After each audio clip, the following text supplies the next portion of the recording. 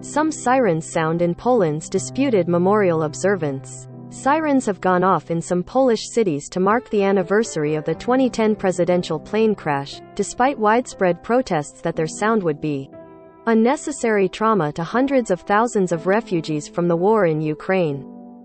Warsaw, Poland. Sirens went off in some Polish cities early Sunday to mark the anniversary of the 2010 presidential plane crash, despite widespread protests that their sound would be unnecessary trauma to hundreds of thousands of refugees from the war in Ukraine.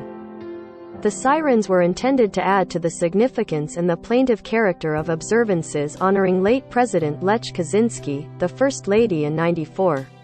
Other prominent Poles killed 12 years ago in a plane accident in Russia.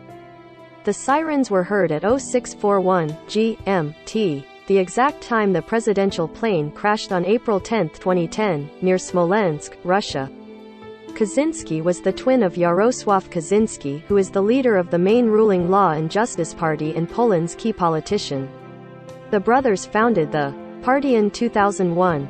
Wreaths and flowers were laid in Warsaw and across the country at the monuments and graves to the victims of the national tragedy. Jarosław Kaczynski and party figures were at the monuments to the late president and to all the victims in downtown Warsaw. Provincial governors, who represent the central government, ignored widespread calls of concern for refugees from neighboring Ukraine, traumatized by air raid alarms, to not use the sirens. Some 2.6 million refugees, mostly women and children, have crossed into Poland since February 24, when Russia's troops invaded Ukraine and started bombing it. Many require psychological care to deal with their trauma. The authorities were sending text messages to refugees' phones and posting public warnings that the sirens would mean no danger.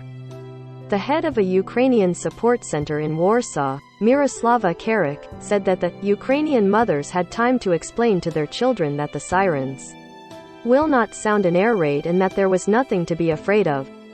But to many Poles the use of sirens was a bad idea. This is a system for warning and alarm, not for celebrations, said Adam Glogowski, a retired fireman.